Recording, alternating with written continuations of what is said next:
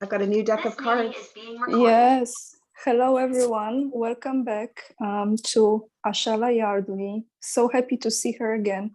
And before we start, I just want to thank ASHALA for a great conversation before we had this recording started, because I have been experiencing something very strange in the last few days, and I share with ASHALA.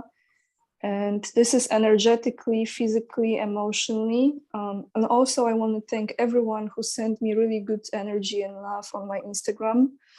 And I am so grateful for this, guys. And let's jump into this conversation, because I know this is important to do and ask the questions. So ASHALA, welcome back. Thank you for finding time again. Thank you, Anya. And what I would like to ask you today, I have 3 questions from, each one is from a different category in a way, I would say. The first one is, and let me read this because I think this is quite important to start with. Queen Elizabeth. She is the largest landlord in the world. She owns 6 billion acres of lands in the world, is a head of state of 16 countries which are called the Commonwealth, and her net worth is estimated around $25 trillion at this point.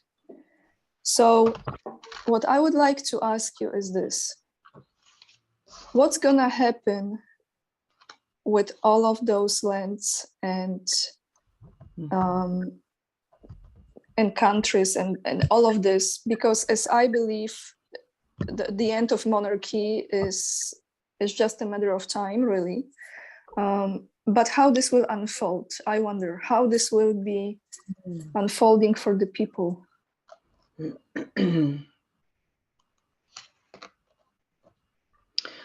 All right. Well, I want to say, first off, it's just so ironic that I was watching a video just before we came on the call, and it was actually about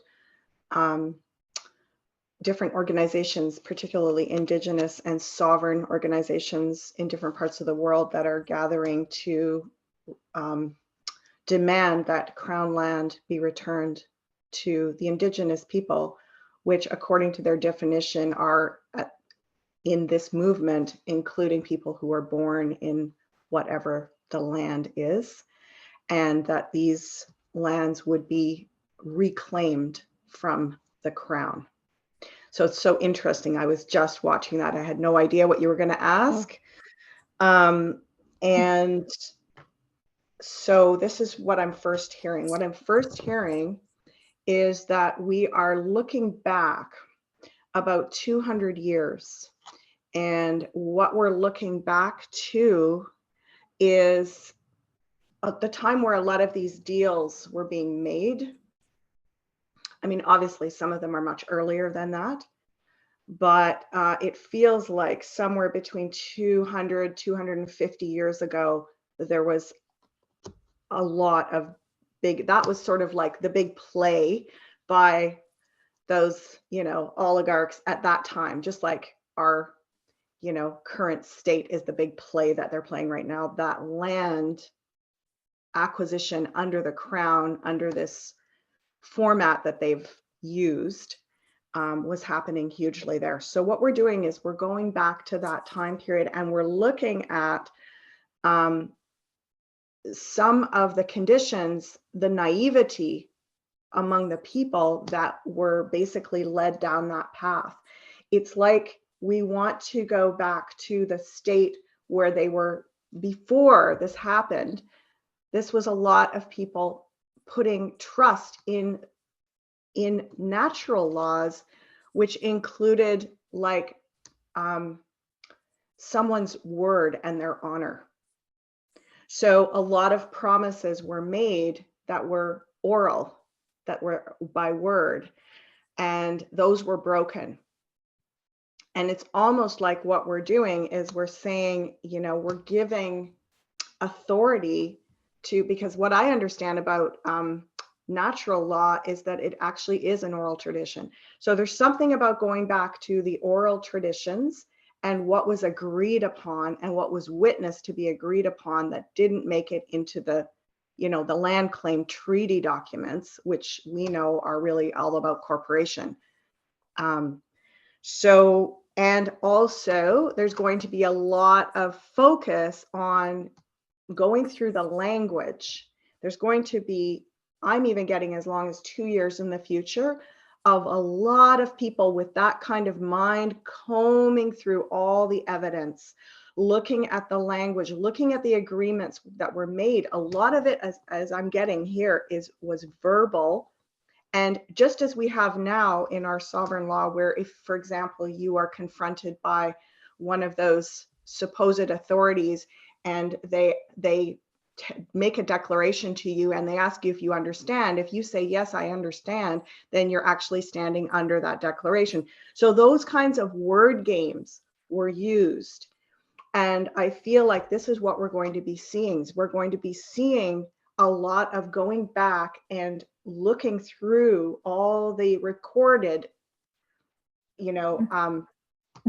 recordings of speeches, which of course we know were recorded by, the perpetrators.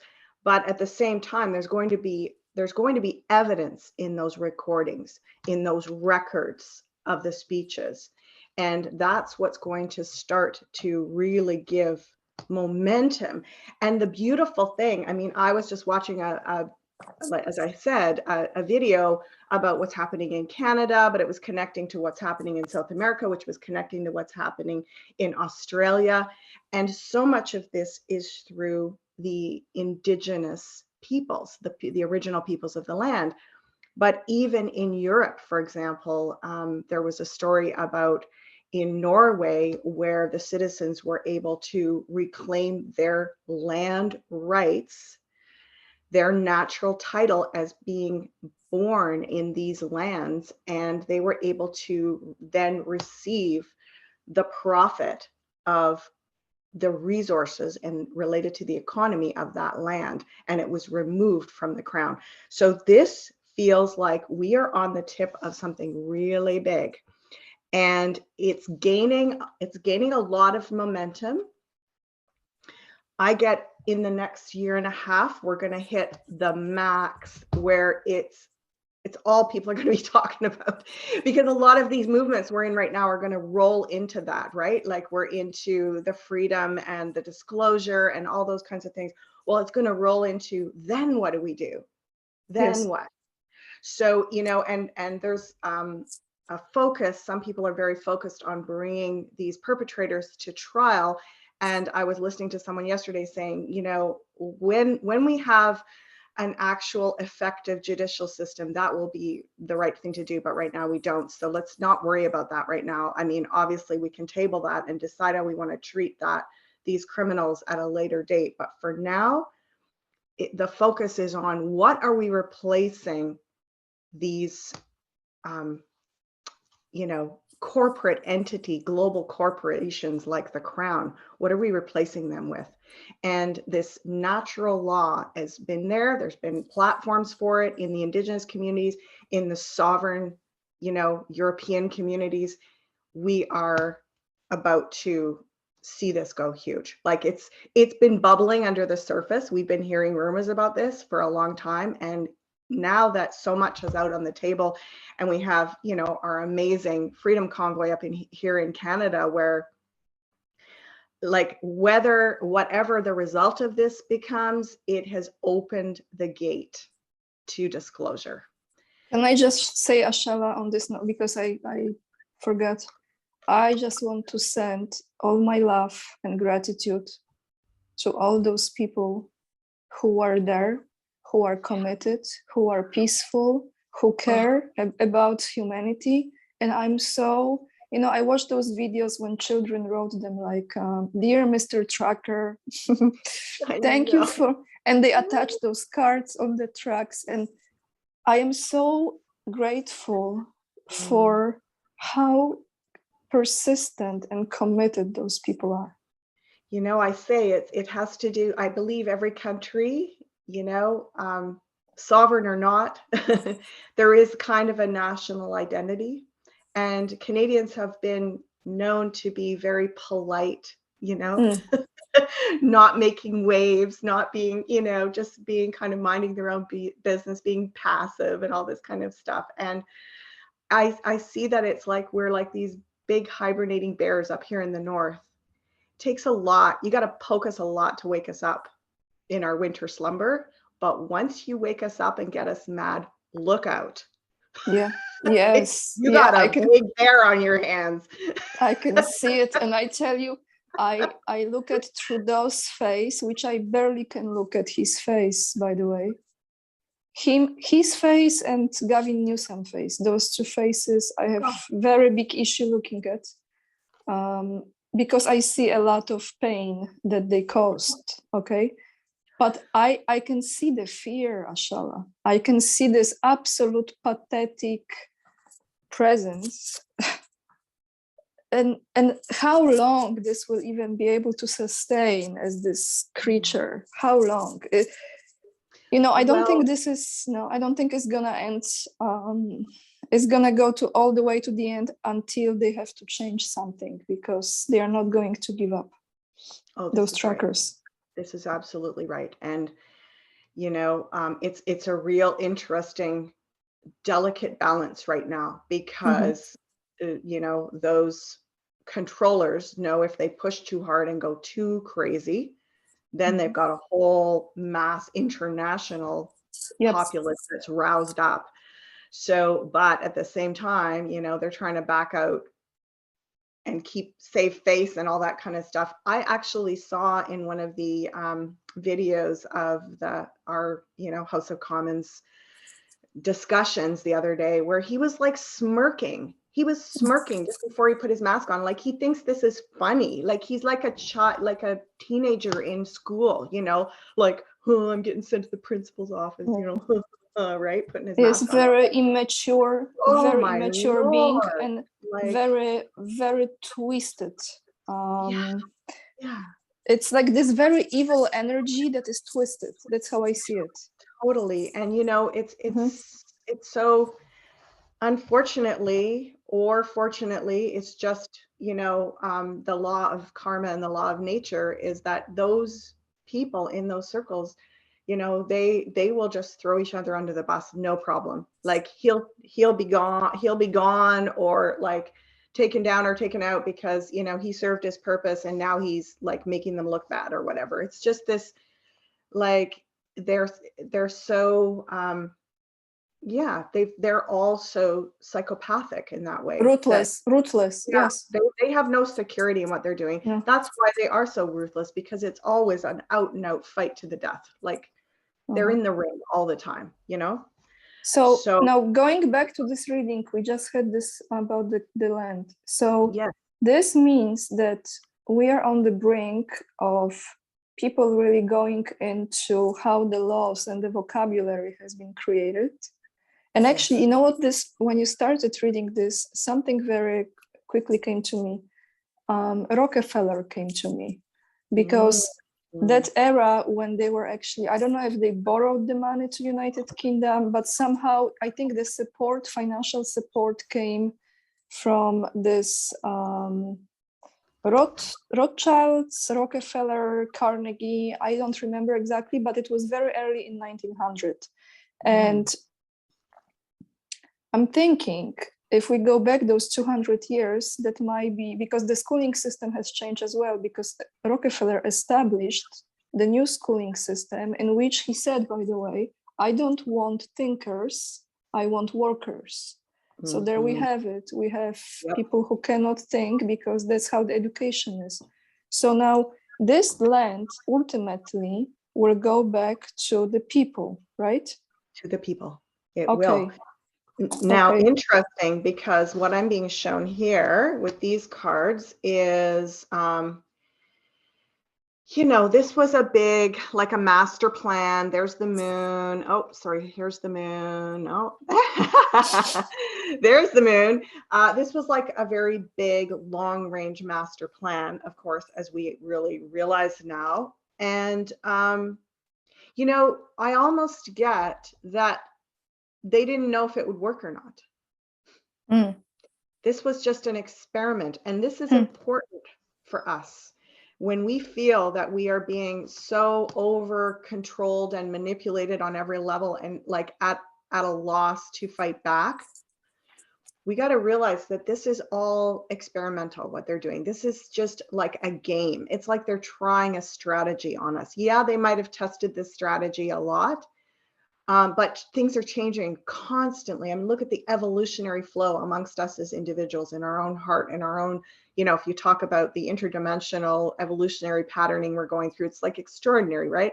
So those tried and true systems, even if they are monitoring us with algorithms and everything, it just doesn't stand a chance against human vitality and ingenuity and love frequency. It doesn't stand a chance. So they've got us in this, like they think, whoa, we're so full, we got it all covered, you know, we got the big guns and we got this and we got that and we got all the rules and the da da da da and the money and la la la. And it's like, yeah. So any place that we feel vulnerable, that's what we want to look at. That's what we want to start taking back. But it's not like it's not as big of a thorough plan as they make it seem. And what's really sweet is, like, you know, I think about things like whenever you have this mass devastation, like a forest fire or something, or a volcanic eruption or whatever, and you know, the scientists say, oh, there's going to be, nothing will grow again for such and such a time, and then just organic life springs back so fast, like Life under force. all the life Yes. force, just like, Yes. you know, all these predictions about how the planet is doomed and all this. It's like, well, that is one reality, but the other side is that things, the actual natural grassroots spirit of creation is so adaptable and beyond strategic. It doesn't matter what they build, what kind of AI they develop. This is like outside of strategy because it's source.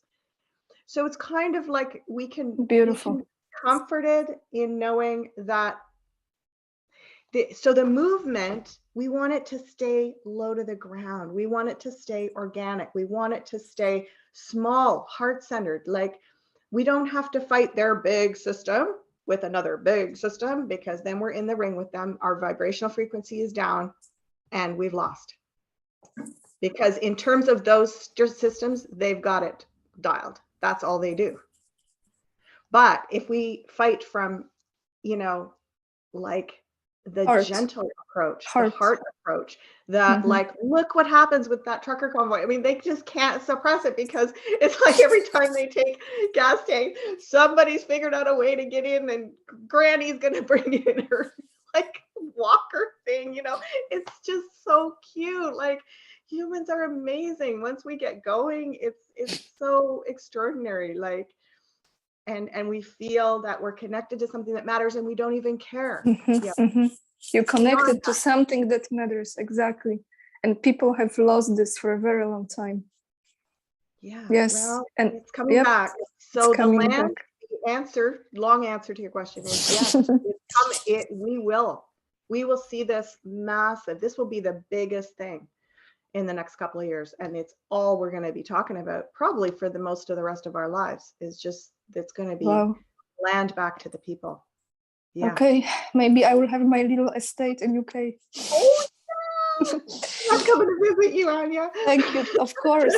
I think if I have an estate in UK or on Provence or in France, I had this dream a while ago. I want to create, when I can in the future, like annual gatherings for my followers or subscribers. Like, people will come and we have food and we share our arts and gifts, and kind of like workshop, maybe not seminar, but kind of like gatherings, you know, like some people play music, some, you know what I mean? Like, so this is an interesting thing you're saying. This came up in a reading that I was doing this week, actually, for an Indigenous person.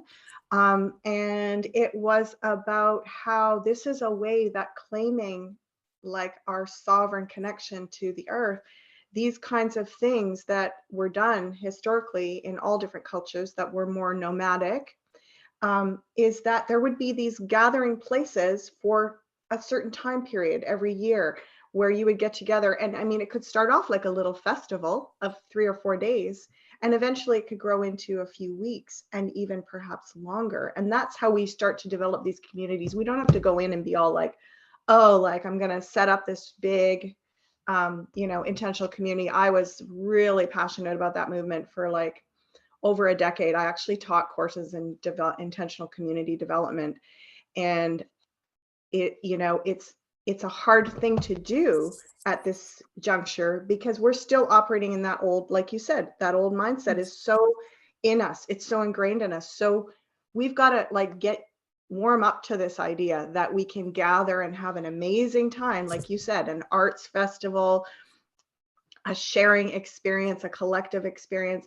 And gradually over time, those can get a little longer and a little longer and a little longer. And the bonds between people a little stronger and stronger. And then we're there. Yeah, we're there.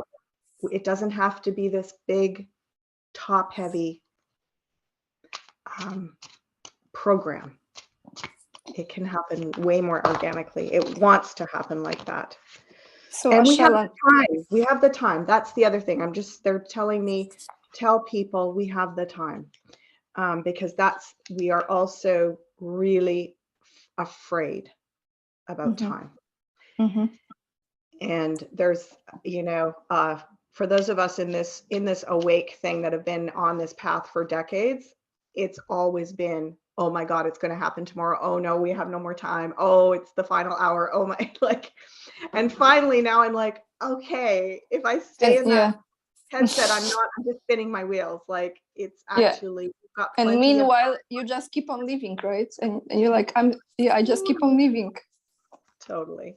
So Ashala, this question, I want to jump, it should be the third, but I want to do it now. So kind of be done with this, but I think it's important. Okay. This is a serious question because, as you know, I listen to Tori, and it's just a matter of time, when the 44th president, we know who it was, will be impeached. And there are many things to use for this impeachment, many, a lot. And I know that what's happening in Ukraine right now, what they are trying to create as an issue and all of this, it can be one of the triggers for this. With the current administration that will pull further from the 44th. So my question is, will 44th be impeached? And if so, when this will be? It's going to happen naturally. I'm going to just say what these two cards mean. I was holding them up the whole time, even as you started the question. So this is this heart. It has a lot of meanings, but in the most obvious, practical way, it is some kind of illness or, poor health. And then this is the elder card. So an old person with poor health. Meaning this person's health is probably going to be a big factor. But isn't it more for the current one? Yeah, that's what I'm talking about. I'm talking about the current one. Okay, so the 44th Obama, what about him? That's what I'm asking. Okay. His impeachment. Because there is a lot, Ashala. There is so much.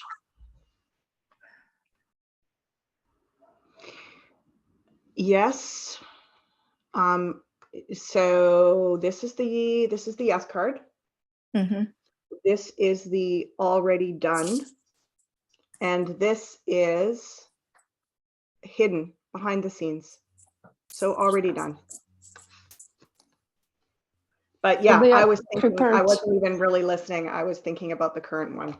Okay. And I was like, yeah. So they are prepared. They are prepared to do it. Okay. Yeah. There's a health do you see a time? You know about that already. Do you see the timeline for the 44 impeachment? Like So 4 weeks to 4 months. There's two, you see the four, the cross with the four directions there, and then the Four of Pentacles. So, you know, to me, that's a lot of things converging. It could even be the month of April.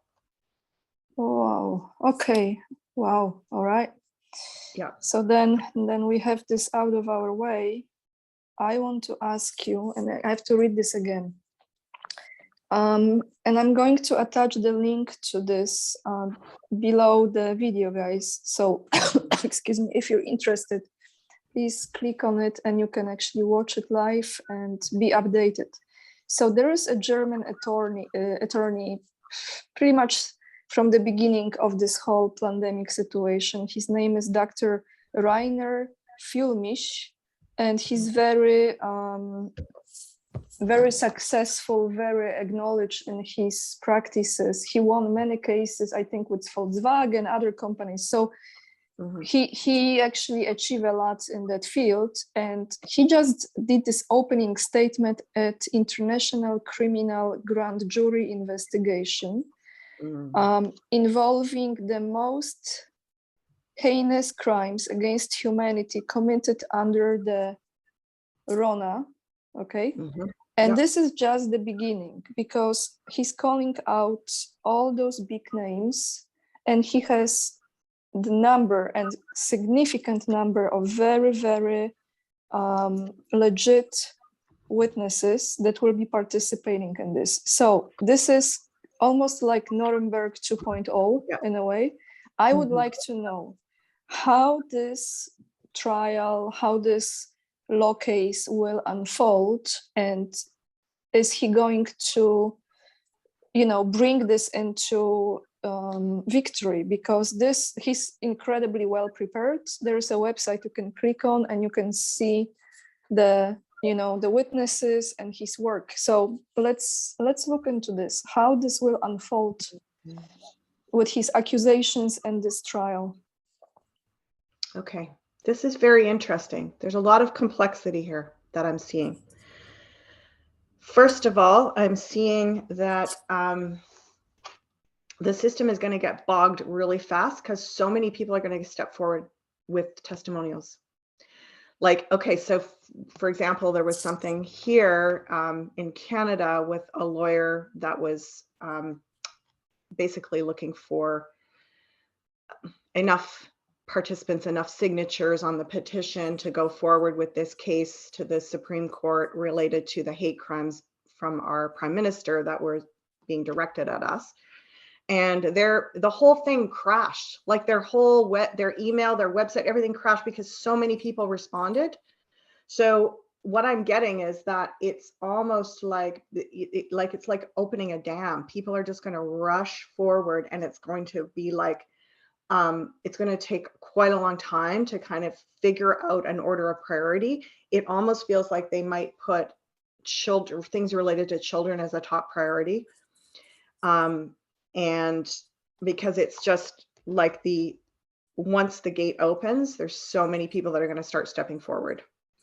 But the good news is that, yes, what it feels like is once they realize how much backing there is to this, they're going to sort of organize it being done in tiers, which could take even as long as 4 or 5 years to work through all of that data. And what they're going to focus on is it's all about the children. It's all about protecting children. So the first thing they're going to focus on is getting some kind of a formal protection around the children, like that. Like I say, it's going to be more than successful, but there's also a feeling of overwhelm and burnout. Like whoever's doing this lovely man, this lovely, you know, he's going to be in for a long haul, and I hope he has a really good team. And it's going to be like, yeah, it's going to be unprecedented, and it will be setting precedents. And they're going to, I think, to decide how to prioritize what is more important, like in which order. Okay. So some of what we are hoping for, perhaps in the way of certain kinds of, you know, convictions and all that sort of stuff and being brought to justice. I feel like that's probably quite a ways further down the road. They're going to be focusing on creating infrastructure that creates protection from here on. Okay, got it. So like to stop what's already like to it will exactly. Stop. Okay, exactly. No, which is yeah. They're basically holding well, you know, holding that whole system hostage until this can all be processed. And we've seen this with other movement, similar in a way to what we've seen in other places. So it's right on, like successful Ace of Pentacles, a big yes. And successful in the way we want it to be, the most important thing. Even I'm listening with the trucker convoy, they're saying things like, we're clear on our end result, but now we're actually saying we don't want this to ever happen again. So we're wanting legislation that cannot be overrode in states of emergency and blah, blah, blah. So those kinds of things, that's what they're focusing on putting into place, is things that will create immediate protection, that will like cut off all these bills that have gone through that have been dismantling our rights. Yeah. Oh, true. I know you said it. As again, yesterday I watched that, I don't know his name, but he's like the speaker, or he represents, I don't know if he's the leader, but he was giving this like live interview and he actually said that, and we don't want this ever to happen again. And it came to me, I'm like, this is so important, because it's not just about, it's thinking forward, it's thinking forward. Exactly. And so that, like, so we're thinking big like that. We're thinking big. So he's gonna win this case. I mean, he's gonna, right? More than win. I mean, it's actually going to be a flood. I mean, we've heard this before, right? We think about like cases where different celebrities or whatever have been, something has come out in the open about their how they've conducted themselves in the past, and then all these witnesses start coming forward, like just diving into the situation, like, because people who've walked around carrying this heaviness, right? Like if you're in that system, but you're a cog in it and you don't know how to change it, but you see the wrong in it. And then you have like, here's an opportunity and you see people rushing for the gate. You're going to be like, yes, me too. Like I want salvation from my conscience that's like torturing me, right? Like, so true, ASHALA. So true. We're seeing that in the military. We're seeing that in law enforcement, in the legal system. Like people are, they're basically going, okay, I've been holding my tongue and holding my breath all these years, and it's time. So that's so good.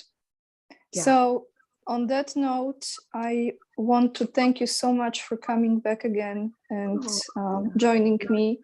And I really believe that next time we connect, I have more life force going through me than I have now.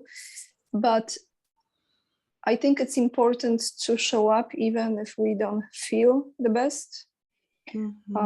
Because this actually gave me a lot of energy to connect with you, and I hope people enjoy this video. If you do, hit the like. If it resonates, share it. Check out ASHALA's channel if you haven't already, ASHALA Yardley, and ASHALA does readings as well. So all the links you find down below, and we will see you guys again very soon.